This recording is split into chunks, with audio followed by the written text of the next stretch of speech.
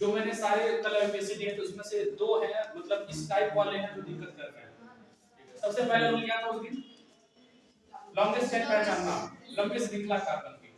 तो कार्बन की लंबी श्रृंखला तुम जहां से चाहो वहां से गिनना काउंट शुरू कर दो, बस याद है लॉन्गेस्ट होना चाहिए। तो अगर हम यहां से शुरू करते हैं तो ये अपना 1 2 मतलब 2 3 4 4 बिहार जिले नया मैंने ये उसी दिन बताया था। तो 1 2 3 4 ठीक है। और कोई तरीका है जिधर से हम जा सकते हैं? हाँ 1 2 3 4। अब सवाल ये है कि क्या हम 1 2 3 4 इधर जाएं या फिर 1 2 3 4 इधर आए?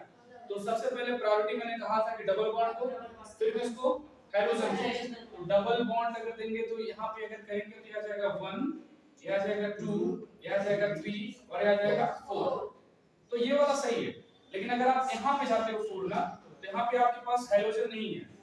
हाइड्रोजन अगर यहाँ पे होता, हाइड्रोजन अगर होता तो हम इधर भी लेके जाते।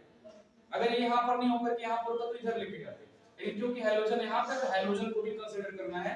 ये 1 2 3 4 अपना लॉन्गेस्ट चेन हो गया। अब सवाल ये भी हो सकता है क्या हम काउंटिंग इधर से शुरू कर दें 1 2 3 4? नहीं, तब गलत हो जाएगा। 1 2 एक मिनट गलत नहीं होगा तो जो एक मिनट यहाँ पे करेंगे तो 1 2 3 4। ध्यान से देखना, इसको मैं जो बाद में किया उससे मैं सर्कल बना देता हूं। ओके, पहले वाले सीक्वेंस का मैं ऑर्डर यहाँ पे लिख देता हूँ। पहले वाले में 1 2 पर कौन था?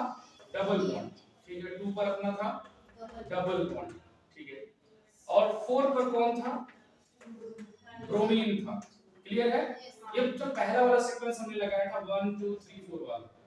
अब जब उल्टा गया दूसरा वाला सीक्वेंस हमने देखा तो 1 पर कौन आ रहा है बताना? ब्रोमीन आ रहा, और 2 पर कौन आ रहा? Double bond. एक चीज देख के बताओ, क्या 2 और 4 ठीक है कि 1 और 2 ठीक है? 1 और 2, तो 1 पहले फिर 2 1 2 ठीक। लेकिन नंबरिंग जब नाम लिखेंगे तो पहले किसको लिखेंगे? डबल बॉन्ड, फिर किसको? इसको, हाइड्रोजन को। वो पहले मैं पूरी बात तो सुनो। जब नंबरिंग हम प्रायोरिटी सीक्वेंस अगर देख रहे हैं तो 1 2 इधर से आ रहा है ना, इधर से करंट किस पे आ रहा है? 2 और 4 पर आ रहा है। तो प्रायोरिटी सीक्वेंस ये वाला सही है। नेम लिखेंगे तो ठीक है, ये अपना अनुलग्न है, प्रीफिक्स है, तो इसे हम ब्रोमो लिखेंगे। बाद में ये अपना सफिक्स है तो इसे लास्ट में लिखेंगे। चलो इसका नाम मैं लिखता हूं। सबसे पहले क्या लिखते हैं? प्रीफिक्स यानी अनुलग्न ब्रोमो कहां पर है? 1 पर। ये 1 पर क्या हो गया? ब्रोमो। 1 पर ब्रोमो। 1 पर ब्रोमो होने के बाद अब हम पूरा लॉन्गेस्ट चेन लेंगे, नेम ए प्रो ब्यूट। तो 1 ब्रोमो, ये क्या हो गया? ब्यूट। 1 bromo bute. अब 2 पर क्या है? इन, तो ब्यूट 2 इन, ये हो गया। मेथिल भी है, मेथिल भी लिख लेते हैं। 1 bromo methyl, 1 bromo 2 methyl. Clear है? 1 ब्रोमो 2 मेथाइल ब्यूटीन। या फिर इसको हम ऐसे लिख सकते हैं 1 ब्रोमो 2 पर मेथाइल, ठीक है, 2 पर मेथाइल 2 ब्यूटीन। क्लियर है? तो इसको हम ऐसे भी लिख सकते हैं, ठीक है। इस वाले में देखो नंबरिंग कहां से करें? जहां से लॉन्गेस्ट चेन हो 1 2 3 4। लेकिन करेंगे तो 1 2 पर डबल बॉन्ड, 4 पर ब्रोमीन, फिर से करेंगे 1 2 3 4। तो 1 पर कौन? ब्रोमो, तो 1 पर ब्रोमो। अब 2 पर यहाँ पर कोई और तो है नहीं, तो मैं 8 प्रो ब्यूट, 1 ब्रोमो ब्यूट, और 2 पर कौन है? ई। या फिर इसे हम ऐसे भी लिख सकते हैं 1 ब्रोमो 2 ब्यूटीन। कर लोगे आप? इस टाइप वाले सारे हो जाएंगे। मतलब पूरा ध्यान मैं कहूंगा दो ही चीज पे रखना है। पहला तो प्रायोरिटी सीक्वेंस, दूसरा जब नाम लिखेंगे तो किधर से लिखेंगे। प्रायोरिटी सीक्वेंस मतलब प्रायोरिटी मतलब एक लॉन्गेस्ट चेन नंबरिंग देने में प्रायोरिटी, और नाम किसका लिखेंगे? ब्रोमीन अगर बीआर आया है, सपोज करो यहाँ पे आयोडीन आ जाए तो आयोडीन वाले का बाद में लिखेंगे, बीआर वाले का पहले लिखेंगे, क्योंकि बी पहले आता है, आई बाद में आता है। और कुछ बताना है इसमें? हो गया? चलो ठीक है। आज का जो रीडिंग है वो बहुत बेहतरीन है। वैसे यहाँ सब केमिकल रिएक्शन शुरू होता है। अब मैं कहूंगा अब जितना मैं बताऊंगा माइंड में से याद रखना, कि अगर भूल गए तो पूरा गया पानी में। थोड़ा देखना कैसे। सबसे पहले नेचर ऑफ CX बॉन्ड, यानी कि कार्बन हाइड्रोजन बॉन्ड की प्रकृति। ये हम थोड़ा देख लेते हैं। Nature of C X bond, Hindi में क्या कहेंगे? वही सी एक्स बंध की प्रकृति। नेचर का मतलब तो जानते हो, हो गया काम खत्म। तो अब इसके अंदर क्या ज्यादा कुछ नहीं, बस एक लाइन में मैं इसको खत्म करता हूँ। ये है कार्बन, ये है हाइड्रोजन, ठीक है, ये है कार्बन और ये हाइड्रोजन। एक चीज बताओ, प्रायोरिटी मतलब इलेक्ट्रॉन खींचने की किसकी ज्यादा है? हाइड्रोजन की। ये तो क्लियर है, क्योंकि हमको पता है फ्लोरीन, क्लोरीन, ब्रोमीन और आयोडीन। मैंने कहा था ये बहुत तेज इलेक्ट्रॉन खींचते हैं कार्बन की तुलना में। अगर इलेक्ट्रॉन खींचेंगे तो इसकी तरफ अगर इलेक्ट्रॉन खींचेगा, इसके ऊपर चार्ज जो है वो क्या आएगा? नेगेटिव, यानी पार्शियली नेगेटिव, आधा नेगेटिव। इसके ऊपर क्या आएगा?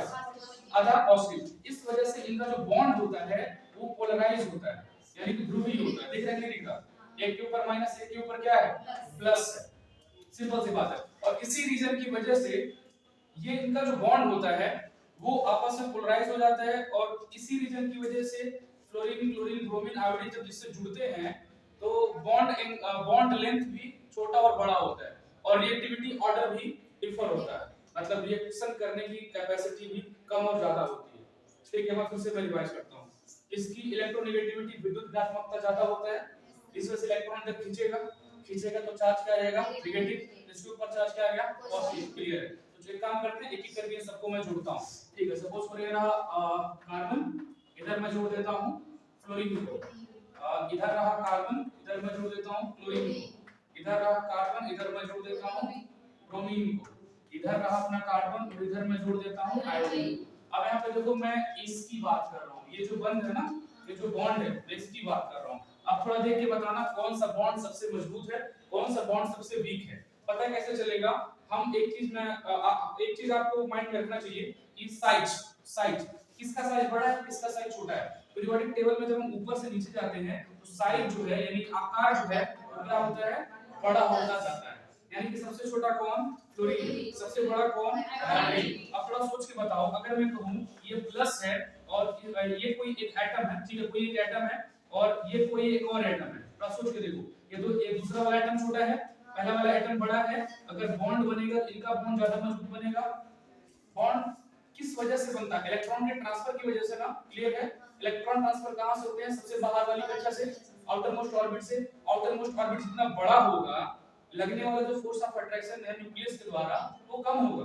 कैसे? सपोज तो मैं कहूं ये प्लस है और ये इनके क्या है? ऑर्बिट है। ठीक है, अगर मैं कहूं इलेक्ट्रॉन यहां पर, तो बताओ यहां से यहां तक जो फोर्स लग रहा है वो कम है कि ज्यादा है? कम है ना। लेकिन अगर मैं कहूं इलेक्ट्रॉन यहां पर है और इन दोनों के बीच फोर्स लग रहा है तो ज्यादा है। यानी कि अगर ये वाला हम देखें, ये वाला पोर्शन, अगर ये वाला किसी से अगर बॉन्ड बनाता है तो बॉन्ड जब बनाएगा तो उतना ताकतवर नहीं बनाएगा, थोड़ा सा वीक होगा। अब यहाँ पे देखो, जो आयोडीन, इसका साइज क्या है? बड़ा है। साइज बड़ा है ना, तो बॉन्ड लेंथ क्या होगा? बड़ा। इससे भी पहचान सकते हो, बॉन्ड लेंथ से भी देख सकते हो, उससे भी देख सकते हो। अगर मैं कहूं इन दोनों के बीच का जो बॉन्ड लेंथ है वो छोटा है, और मैं कहूं कि ये जो दो हैं बड़े बड़े, इनका जो बॉन्ड लेंथ है वो क्या है? बड़ा है। अब बताओ, दूरी बढ़ेगी तो जो उनकी कमजोरी है वो भी तो बढ़ेगी। अब बॉन्ड लेंथ बड़ा होने की वजह से इनका जो, कह सकते हो, उनके बीच जो आपस में फोर्स ऑफ अट्रैक्शन है, जो पावर है एक दूसरे से जुड़ने का, वो कम हो जाएगा। ठीक है? क्लियर है? अब इन सब में एक चीज सेम मिलेगा, कार्बन कार्बन कार्बन कार्बन। क्या कार्बन का एटम बॉन्ड के ऊपर कोई इफेक्ट डालेगा? कार्बन खुद डालेगा? नहीं। एक काम करो, मैं इसको आपको डॉट से दिखाता हूं। सपोज करो इन सब में एक कार्बन है, सेम साइज का सर्कल बनाता हूं। ये हो गया कार्बन, ये हो गया कार्बन। ठीक है? इससे फ्लोरीन जुड़ा, चलो ठीक है, ये मैं फ्लोरीन जोड़ दिया, और इससे मैं क्लोरीन जोड़ता हूं। कार्बन से बड़ा है, ये हो गया क्लोरीन। ये भी बड़ा है, लेकिन थोड़ा मैं इसको ऐसे दिखा देता हूं। ठीक है, ये वाला इससे बड़ा है और ये वाला इससे बड़ा है। थोड़ा आप देख के बताओ, ये वाला, इनके बीच का जो बॉन्ड है छोटा है, ये वाला, इनके बीच का बॉन्ड इससे थोड़ा सा बड़ा है। ये वाला, इनके बीच का बॉन्ड इससे बड़ा है। ये वाला और ये वाला, इनके बीच का जो बॉन्ड है सबसे बड़ा है। तो सबसे बड़ा जो बॉन्ड है वो किसका है? इसका है, यानी कि ये सबसे कमजोर होगा। ठीक है? इसी वजह से इनका जो आयोनाइजेशन एंथैल्पी होता है, या फिर इलेक्ट्रॉन अफिनिटी जो भी उनका है, वो एंथैल्पी, वो सब क्या होता है, इसके लिए ज्यादा होगा और इसके लिए क्या होगा? कम होगा। क्योंकि आसानी से हम इसे तोड़ सकते हैं। अगर बॉन्ड को तोड़ना हो, बॉन्ड डिसोसिएशन एनर्जी की अगर बात करें, बॉन्ड तोड़ने के लिए ऊर्जा की बात करें, तो मिथाइल वाला जल्दी टूट जाएगा, ये वाला आसानी से टूट जाएगा क्योंकि बंद क्या है, दूर दूर बॉन्ड इसका बड़ा है ना, तो इसको आसानी से तोड़ सकते हैं और इसको नहीं। एक और रीजन क्या दे सकते हो, इलेक्ट्रोनेगेटिविटी। इलेक्ट्रोनेगेटिविटी ताकत को बताता है, इसकी इलेक्ट्रोनेगेटिविटी सबसे ज्यादा है, इसका बॉन्ड उतना ही मजबूत होगा। क्लियर है कि नहीं है? इसका सबसे मजबूत और इसका सबसे कमजोर। तो बस यही जानना था CH बंध की प्रकृति क्या होती है। हाँ, इसी वजह से इनका मेल्टिंग और बॉइलिंग पॉइंट, यानी हिंदी में तो जानते ही हो, गलनांक और क्वथनांक दोनों क्या होते हैं, कम और ज्यादा होते हैं। अब मैं एक सवाल करता हूँ, बताओ इस वाले कंपाउंड में और इस वाले कंपाउंड में किसका मेल्टिंग पॉइंट ज्यादा होगा? पहला ना, कौन से वाले का? इस वाले का। पूरा पढ़ाया लिखाया गया। अभी मैं तुमसे क्या चिल्ला रहा हूँ, मैं बार-बार यही कह रहा हूँ, ऊपर से नीचे आने में बॉन्ड कमजोर होगा ना, ये कमजोर हुआ ना, तो कमजोर को तोड़ने के लिए ज्यादा एनर्जी लगता है क्या? नहीं, ये मजबूत है, इसको तोड़ने के लिए ज्यादा एनर्जी लगेगा। यदि ज्यादा लगेगा तो मेल्टिंग पॉइंट इसका ज्यादा, इस वाले का वही बात है, बॉइलिंग पॉइंट इसका ज्यादा, इसका कम। वही तो मैं बोल रहा हूँ कभी से। अब हो गया, आप नहीं भूलोगे? ठीक है, एक बात बताओ, वन बॉन्ड किसका मजबूत है उन चारों में? ऊपर वाले का, फ्लोरीन और कार्बन के बीच वाले का। इस वाले का क्या है, कमजोर। रीजन तुम कई सारा दे सकते हो, तुमको एक रीजन उठा लो काम चल जाएगा, इलेक्ट्रोनेगेटिविटी उठा लो तो भी काम चल जाएगा। ऊपर से नीचे जाते हैं तो इलेक्ट्रोनेगेटिविटी विद्युत ऋणात्मकता घटता है, इसका ताकत सबसे ज्यादा, इसलिए उसका बॉन्ड सबसे मजबूत हो जाएगा। ठीक है, इसके बाद हम लोग सीखेंगे प्रिपरेशन ऑफ हेलो एल्केन। ये बढ़िया चीज है, पूछ लो जल्दी से, लाओ लाओ लाओ। कौन Meta chloro CH2 C6 H4 CH2 C CH3 always 3। लो चलो देखो ना भी देखो, तुम लोग इसका कर पाओगे क्या? हाँ, करने के लिए पता सबसे पहले क्या करना पड़ेगा, इसके स्ट्रक्चर बनाना पड़ेगा। पढ़ देखो, ये अलग, ये वाला अलग, ये C6H6 है, बेंजीन है ना, मेटा और ये है, तो ये हो गया आर्थो। अरे ठीक है, ये आर्थो मेटा और ये मेटा पर ये जुड़ा है CH2Cl और ये अपना है CH2C और यहाँ पे CH3 और CH3, यही हो गया। ठीक है, अब यहाँ पे देखो, ये वाला जो है इसे लॉन्गेस्ट चेन मान लो, चाहे इसे मान लो, दोनों में से किसी एक को मान लो। अगर इसे नहीं मानते हो, क्योंकि देखो नंबर ऑफ कार्बन हमें ज्यादा देखना है, तो 1 2 3 है इसमें 1 2 3 4 5 6, इसमें 6 है, इसमें कितने हैं, 3 है। इसका नाम थोड़ा डिफरेंट होगा, मैं लिखता हूं। अब देखो नंबरिंग यहां से मैं करता हूं 1 2 3, क्योंकि ये मेटा पर है, आर्थो मेटा, तो 3 पर क्लोरो मेथाइल, 3 पर क्लोरो मेथाइल, 1 पर कौन है, ध्यान देना, इसका नाम लिखने के लिए थोड़ा दिमाग लगाना पड़ेगा, कुछ नहीं, इसे मैं लॉन्गेस्ट चेन मान लेता हूं। ठीक है, ये हो गया 1 2 और इसका क्या दे देंगे 3, तो 2,2 di methyl, 2,2 di methyl, 2,2 di methyl, एक प्रोपेन नहीं, मेथ एक प्रोपाइल। ये नाम थोड़ा सा अलग लिखते हैं, मैं पहले बता देता हूं। अगर सपोज करो यहाँ पर इसके अंदर भी ब्रांच है ना, ये इसके अंदर भी अगर ब्रांच है तो इनका नाम लिखते समय प्रायोरिटी यहाँ से देना शुरू करना, 1 2 3 काम खत्म। 2 पर कौन है, मेथिल है, 2 पर मेथिल है, 2 है, तो 2,2 डाई मेथाइल। ठीक है, मेथ एक प्रोपेन नहीं लिखना है, मेथाइल प्रोपाइल ब्यूटाइल ऐसे लिखते हैं, तो मेथ एक प्रोपाइल, इसका नाम बेंजीन हो गया। ये दे रखा होगा 3 क्लोरोमेथाइल 1 2,2 डाइमेथाइल प्रोपाइल बेंजीन, हो गया काम खत्म। और कौन हो गया, तो वाला तुम करना, सारे नहीं करो, करना नहीं है अगर पूछ लेना, ऐसे आप हम लोग डाटा आगे अगर पढ़ेंगे तो बेहतर रहेगा। ये तुम लोग का आज का कोटा है, इतना पूरा करना है, पूरा ही लास्ट रिएक्शन ही है पूरे के पूरे।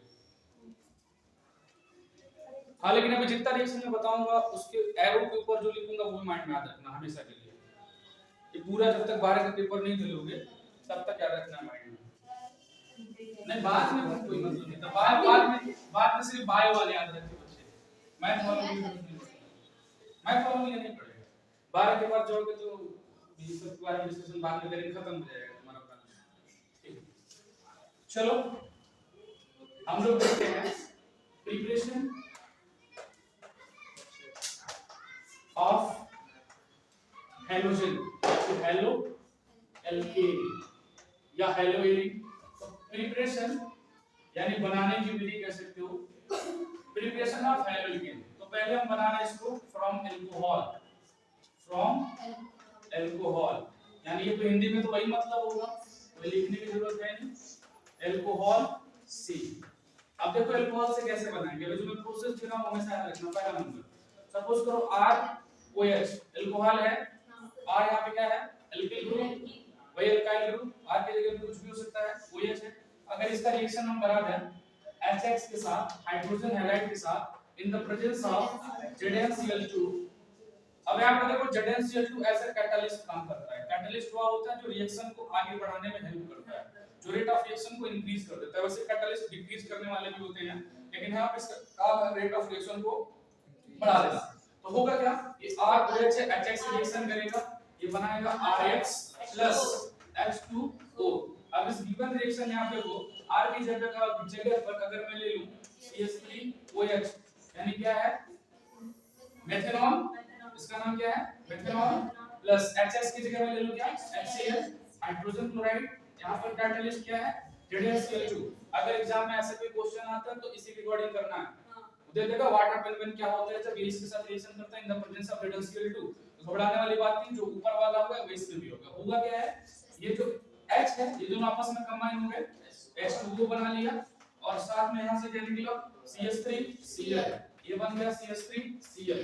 क्लियर है, CH3Cl बन गया, यानी कि ये अपना हेलो एल्केन बन गया। लेकिन हम थोड़ा सा कई सारे इसमें रिएक्शन बन सकते हैं। क्या अगर हम सपोज करो R, यहां से एक और R हम इसमें जोड़ देते हैं, इसे 2 डिग्री बना देते हैं। सपोज करो C है, इधर ले लेते हैं R, और इधर ले लेते हैं OH, और इधर ले लेते हैं R, इधर ले लेते हैं H। ये कितना डिग्री है, 2 डिग्री है, 2 डिग्री अगर लें और इस बार फिर से अगर हम HX के रिएक्शन कराएं तो क्या यहां पे ZnCl को लेना पड़ेगा। एक और रिएक्शन में लिखता हूं, अगर हम यहां पे ले लें C, यहां पे ले लें R और यहां पे ले लें OH, तो अगर ये HX से रिएक्शन करेगा तो क्या यहां पे ZnCl2 की आवश्यकता पड़ेगी। थोड़ा ध्यान से सुनना, एल्कोहलों का हाइड्रोजन हैलाइड के साथ जो रिएक्शन करने का जो प्रॉपर्टी होता है, वो सबसे तगड़ा जो रिएक्शन करता है वो है 3rd डिग्री, उससे कम 2 डिग्री, उससे कम 1 डिग्री। ये रिएक्टिविटी सीरीज है एल्कोहलों का हाइड्रोजन हैलाइड से रिएक्शन करने के लिए। यानी साफ-साफ वहां पे दिख रहा है कि 3 डिग्री वाला सबसे तेज रिएक्शन करेगा, 1 डिग्री वाला सबसे कम। तो यहां पर जो ये है अपना नॉर्मल देखो, यहां पे ROH है ना, ये तो कोई डिग्री नहीं है, इसे 1 डिग्री नहीं कह सकते। एक तरफ होता तब इसे हम 1 डिग्री कहते हैं, दो तरफ होता तब कहते हैं, तो उससे भी कम, यानी कि सबसे तेज यही करेगा। लेकिन सपोज करो कि अगर यहाँ पे 1 डिग्री वाला भी अगर हम कोई ले लें, एक काम करते हैं, इसी को 1 डिग्री बना देता हूं, इनको यहां बना देता हूं, यहां पे लिख देता हूं C, इधर ले लेता हूं R, इधर H और यहां पे OH प्लस HX, ये वाला रिएक्शन। ये 1 डिग्री है, वो वाला 1 डिग्री है, ये 2 डिग्री है, और ये वाला कौन सा है, 3 डिग्री है। तो इन तीनों में सबसे तेज रिएक्शन कौन करेगा, 3 डिग्री, और सबसे तेजी से कौन करेगा, सबसे लो से कौन करेगा, 1 डिग्री करेगा। लेकिन उससे भी कम कौन करेगा, ये वाला। सिंपल है ना, ये कोई डिग्री नहीं है, इसलिए यहां पे क्या जरूरत पड़ा, ZnCl2, और इसके लिए भी क्या जरूरत पड़ेगा, ZnCl2, इसके लिए भी क्या जरूरत पड़ेगा, 2 डिग्री वाले के लिए ZnCl2 का पड़ेगा। लेकिन अगर हम तीसरा वाला रिएक्शन करें 3rd डिग्री वाले के लिए, तब हमें ZnCl2 का जरूरत नहीं पड़ेगा, डायरेक्ट हम हाइड्रोजन हैलाइड इसमें डालेंगे और तुरंत उसमें क्या बन जाएगा, एल्किल हैलाइड बन जाएगा। यानी कि इसका अगर रिएक्शन हमें लिखना हो तो ये 3rd डिग्री है, ये हो जाएगा C, ये हो जाएगा R, इधर भी हो जाएगा R, इधर भी R, और इधर कौन आ जाएगा, Cl प्लस यहां पे क्या बन गया, ये आपके पास H2O बन गया। कर ले जाओगे, मतलब इसका भी रिएक्शन वही होगा, इसका भी रिएक्शन वही होगा, लेकिन मेरा बस यहाँ मतलब था वो प्रायोरिटी सीक्वेंस बताने के लिए। ZnCl2 उसमें क्या कर रहा है, मतलब कैसे उसको आगे बढ़ा है? रुको मैं दिखाता हूँ, इसको इरेज कर दूं, कोई मतलब नहीं। अब आगे देखो ROH है और HX है और प्लस ZnCl2 है। पहली बात अगर मैं लिखूं RO, यहाँ पे इसका लोन पे है और यहाँ पे हो गया H प्लस ये H हो गया X plus ZnCl2 zinc chloride. अब यहाँ पे नॉर्मल देखो, इसके पास अपना लोन पे है, यहाँ पे आपके पास जिंक क्लोराइड एक मीडियम देगा इसको रिएक्शन करने के लिए। वैसे अगर मैं डायरेक्ट मैकेनिज्म लिखूं तो ZnCl2 को वहां से रिमूव कर दूंगा। रिमूव करने के बाद आसान तरीका ये है कि सबसे पहले देखो ये R है और ये क्या है OH है। इलेक्ट्रोनेगेटिविटी किसकी ज्यादा है, O की, H से भी ज्यादा है R से भी ज्यादा है। तो रिएक्शन होने के लिए ये जो बॉन्ड है जब इधर टूटेगा इसके ऊपर चार्ज किया जाएगा नेगेटिव, और यहाँ पे देखो ये जो X है ना इसके इलेक्ट्रोनेगेटिविटी ज्यादा है, इधर टूटेगा इसके ऊपर नेगेटिव, इसके ऊपर क्या पॉजिटिव।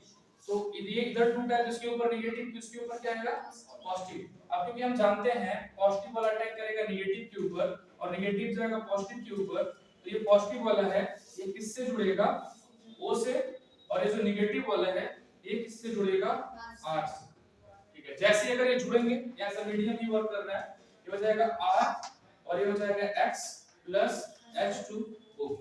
ठीक है, ये जनरल मैकेनिज्म। उससे देखो हर एक मतलब एसिडिक मीडियम बेसिक मीडियम एक मीडियम लेते हैं, और ये कैटलिस्ट जो होता है वो रिएक्शन में पार्टिसिपेट नहीं करता, वो रिएक्शन के रेट को बढ़ा देता है। यहाँ पर पार्टिसिपेट नहीं कर रहा लेकिन उसके प्रेजेंस में रिएक्शन बढ़ जाएगा। ठीक है, जैसे वो क्या घर पे दाल वगैरह गलाना होता है तो नमक डाल के दाल गला देते हैं, लेकिन वहां पे जो नमक है वो दाल का बॉइलिंग पॉइंट बढ़ा देता है। ठीक है, इस वजह से दाल जल्दी गल जाता है, वहां पे रिएक्शन की बात नहीं होती है। लेकिन यहाँ पे रेट कोई भी अगर आप जनरल केमिकल रिएक्शन लोगे, कैटलिस्ट वहां पर रेट ऑफ रिएक्शन को बढ़ाने का काम करता है, एक मीडियम देता है रेट ऑफ रिएक्शन को होने के लिए। कई सारे केमिकल रिएक्शन में वो पार्टिसिपेट करते हैं और बाद में बाहर निकल जाते हैं। अभी उस टाइप का विलायक मैं दिखाऊंगा। इसके बाद एक और एग्जांपल लेते हैं, तो ये वाला क्लियर है, यानी कि ROH जब HF से ZnCl2 के प्रेजेंस में रिएक्शन करेगा तो क्या बनेगा RH H2। इसके जगह कुछ और ले सकते हैं, क्या लेना चाहते हो कुछ और तुम बोल दो, जो कहे तो लगा दो। हां नहीं, जो तुम लोग कहना चाहो सारे में लगा देता हूं। कौन सा पता तो कोचिंग करती तो पता करना ही यार, पूछोगे तभी तो पता करोगे। ROH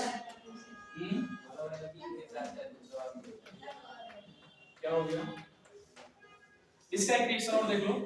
जब ROH मतलब अल्कोहल सोडियम ब्रोमाइड और H2SO4 के साथ रिएक्शन करता है तो क्या बनेगा, देखो ठीक है Br और RBr बन जाएगा। ठीक है, अब ये H है, इसका एक H देना क्या बन जाएगा H2O, Na बचा एक H बचा NaHSO4 बन जाएगा, ये बन गया RX प्लस ये हो जाएगा Na, ये Na है ना Na, अच्छा ठीक है, इसको NaHSO4 और कुछ बचा क्या प्लस H2O, ये बाहर हो काम करता है। अब मैं मैंने बंद किया उसको,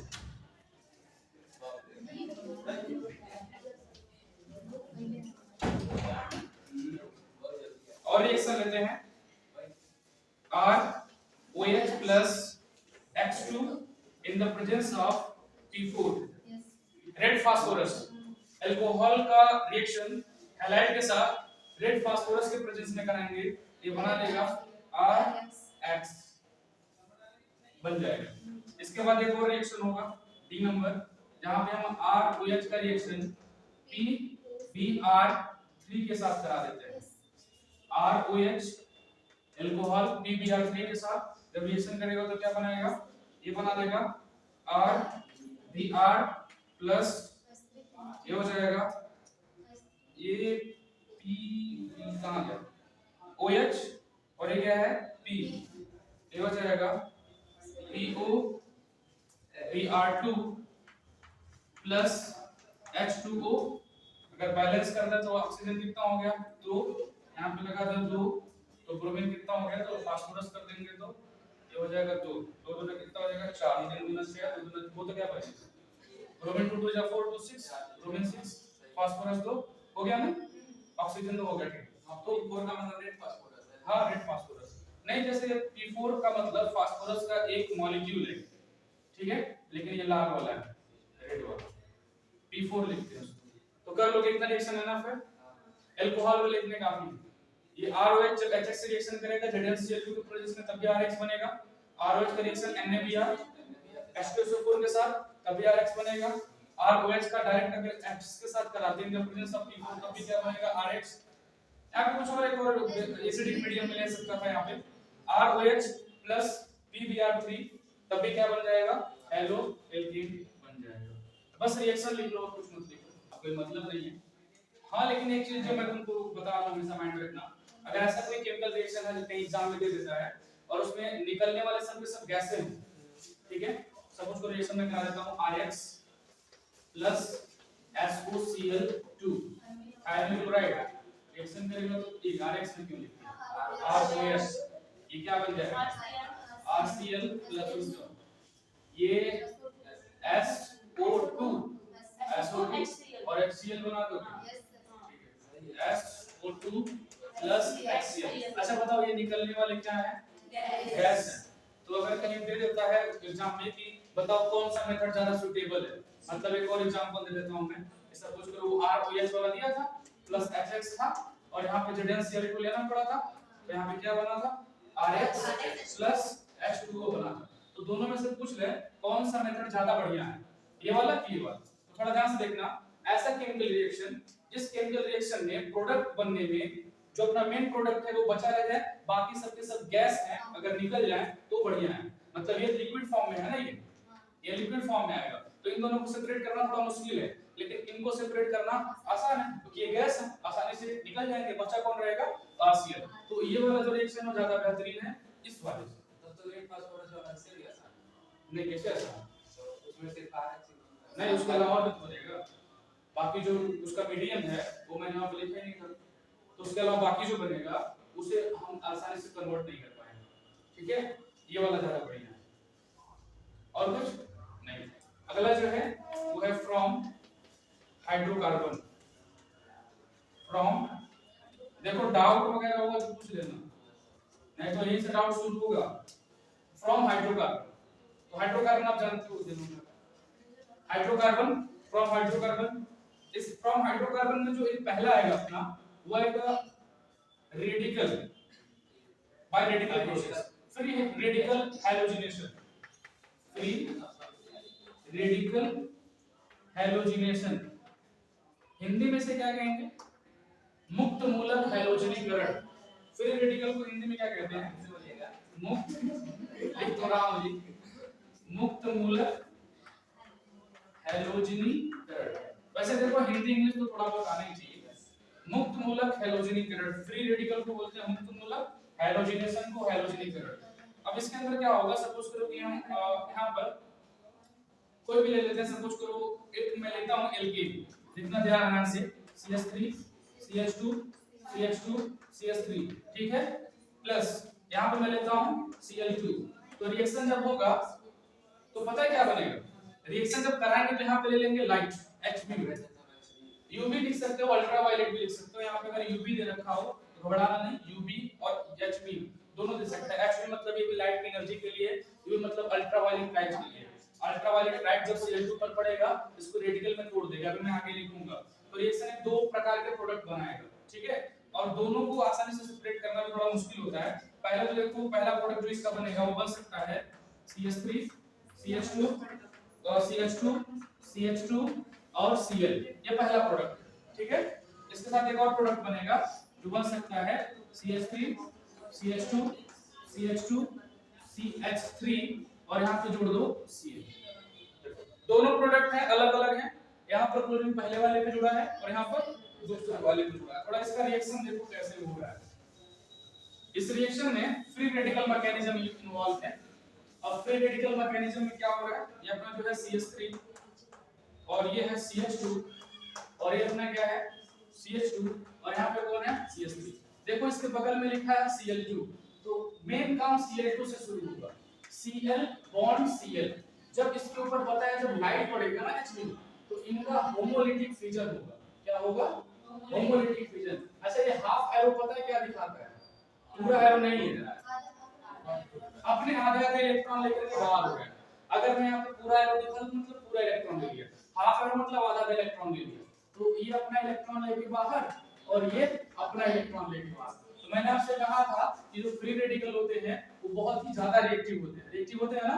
तो देखो अटैक शुरू में यहाँ कर सकते हैं, यहाँ कर सकता है। चलो ठीक है, यहाँ पे अटैक कर दिया, मान लिए अगर यहाँ पे अटैक करूँ तो यहाँ पे करो, दोनों तरफ से सेम रहेगा ना, क्योंकि दोनों तरफ से पहली उनकी आइडेंटिटी, कोई दिक्कत तो नहीं होगा। अगर पहले अटैक करते हैं तो क्या बना था? ये बना था CH3, ये बना था CH2 और ये CH2, और यहाँ पे क्या हो गया? CH, और ये Cl जुड़ा ना तो CH2Cl, क्योंकि यहाँ से जब तक एक हाइड्रोजन रिमूव नहीं होगा तब तक ये जुड़ेगा नहीं, और इसकी कैपेसिटी ज्यादा है, अटैक किया उसको निकाल के बाहर कर दिया। ठीक है, एक तो वो बन सकता है। दूसरा क्या हो सकता था? तो दूसरा हम प्रोडक्ट बना है CH3 plus CH2 plus CH2 bond है CH2 और CH3। अगर सपोज करो रेडिकल यहाँ पर अटैक करता है तो क्या देखो इसके अलावा कोई और भी साइड है क्या अटैक करने वाला? नहीं। तुम कहोगे यहाँ पर करता है तो तब भी तो बात सेम ही है। अगर यहाँ पे करेगा तब भी सेम, यहाँ पे करेगा तब भी सेम, यहाँ पर जुड़ा करवा दो, मतलब इन दोनों में से ये क्या हो गया? CH3, ये हो गया CH2, ये हो गया CH, और यहाँ पे Cl, और यहाँ पे क्या हो गया? CH3। तो दो टाइप के अलग-अलग प्रोडक्ट बनाता है। इसे क्या बोलते हैं? मुक्त मूलक हैलोजेनिक या फिर फ्री रेडिकल हैलोजेनेशन। तो इनमें से कोई एक ये वाला लिखकर कर रहा है HX के साथ, तो Cl2 वहां पे चाहिए, तो वहां से RH बनेगा और H2 बाहर हो जाएगा। मैंने दूसरा जो आपसे कहा कि सपोज कि ROH लेते हैं, रेड फास्फोरस लेते हैं और कोई हैलोजन ले लेते हैं, जैसे H2 वहां पे लिखा था मैंने, तो डायरेक्ट क्या बन जाएगा? RH। दो याद रखना, अभी जो मैंने दिया कि फ्री हैलोजिनेशन जब होगा यानी Cl2 जब किसी एल्केन पर अटैक करेगा तो दो टाइप के प्रोडक्ट बनेंगे। इसके बाद अगला जो मतलब एल्केन से ही बनाना, लेकिन इस बार एल्केन की जगह एक काम करते हैं, बेंजीन लेते हैं और एरीन एरिल हैलाइड का निर्माण करते हैं। अगला जो प्रोसेस है इसी वाले में जो दूसरा नंबर मैंने एडिंग डाला, एक काम करते हैं, इस बार लेता हूं मैं टॉलुइन CH3, टॉलुइन का रिएक्शन में कराता हूं हैलोजन के साथ in the presence of ferrous and dark.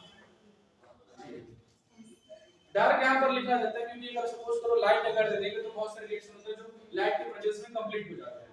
ठीक है, जो फोटो सेंसिटिव रिएक्शन होते हैं, तो यहाँ पे इसीलिए डार्क लिया जा रहा है, मतलब एक अंधेरे जगह पर इस रिएक्शन को हम कंप्लीट कर रहे हैं। बंद बोतल भी समझ सकते हो, क्योंकि चारों तरफ से अगर हम बोतल को बंद करते हैं, ऐसा बोतल जो जिसके आंख पर ना देखा जा सके, तो वहां पर रिएक्शन हो सकता है।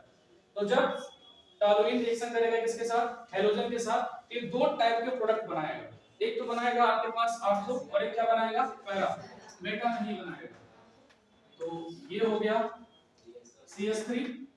बताओ आर्थो कहाँ है? इसके जस्ट बगल पे, तो ये अपना आर्थो, तो एक बार कहाँ जुड़ेगा? यहाँ पर, प्लस एक बार कहाँ जुड़ना है? पैरा पर। ये हो गया CH3, ठीक है, तो ये हो गया आर्थो मेटा, ये क्या हो गया? पैरा। ये दो प्रकार के प्रोडक्ट बनाएगा। कब होगा ये?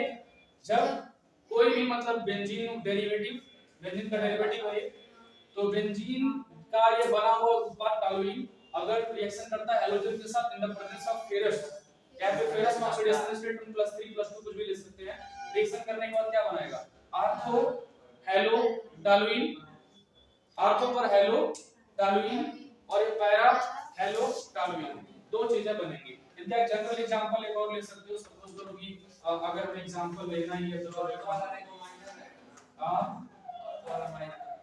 तो इसमें माइनर नहीं, इसमें माइनर मेजर नहीं बता सकते, नहीं दोनों इक्वल है। माइनर मेजर वाला जब आएगा तो मैं लिखूंगा प्लस, इसकी जगह क्या लेते हैं? Cl2, यहाँ पे ले लेते हैं Fe और यहाँ पे क्या ले लेते हैं? डार्क। तो रिएक्शन करने के बाद क्या बना लेगा भाई? ये हो गया आपके पास CH3 और ये कहाँ जुड़ेगा?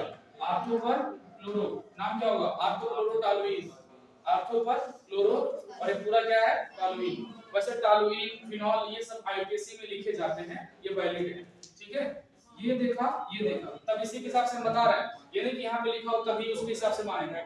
जहाँ लिखा है वहीं से शुरू करो। इसके बगल वाले को क्या बोलते हैं? आर्थो, इसके बगल वाले को मेटा, इसके बगल वाले को पैरा, ऐसे ठीक उल्टा भी जाते हैं। इसके बगल वाला आर्थो, ये वाला मेटा, ये वाला पैरा। तो ये आर्थो क्लोरो टॉलुइन है ना। एक और जो है मैं यहाँ पे लिख देता हूँ, ये अपना CH3 है और यहाँ पर क्या जुड़ जाएगा क्लोरो, तो पैरा क्लोरो टॉलुइन। लेकिन एक चीज और, मैंने कहा टॉलुइन IUPAC में वैलिड है, लेकिन आर्थो बेटा नहीं है, वहां पे हम नंबर दिखाते हैं, ध्यान रखना। अगर IUPAC लिखोगे जैसे 1 और 2 बोलोगे, 2 क्लोरो टॉलुइन बोल सकते हो, चलेगा। यहाँ पर बोलना हो तो 1 2 3 4 क्लोरो टॉलुइन बोल दोगे, ठीक है। लेकिन ध्यान रहे आर्थो और बेटा सिर्फ कॉमन यूज करते हैं, IUPAC में नहीं करते। अब इसके बाद जो अपना मोस्ट इंपॉर्टेंट रिएक्शन है वो है सेंडमेयर रिएक्शन, ठीक है। तो अब अगला आप हेडिंग समझ सकते हो, सेंडमेयर लिखना था क्या इसको, ठीक है, हेडिंग डाल दो, ये इंपॉर्टेंट है।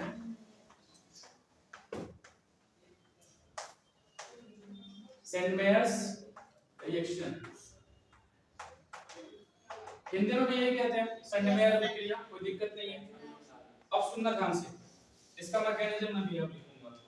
सेंडमेयर रिएक्शन क्या होता है, तो पहले रिएक्शन देख लेते हैं, याद रखना पूरा प्रोसेस देखिए। सबसे पहले हम लेते हैं एनिलीन, क्या लेते हैं तो ये अपना हो गया एनिलीन और यहाँ पे जुड़ देता हूं मैं NH2। तो एनिलीन का रिएक्शन किससे करा है, सोडियम नाइट्राइट के साथ, NaNO2 के साथ। सोडियम नाइट्राइट के साथ जब रिएक्शन करेगा तो क्या बनेगा, यहाँ पे वही लेता हूँ HX, ठीक है। अब ठीक है ना, चलो आगे बढ़ते हैं।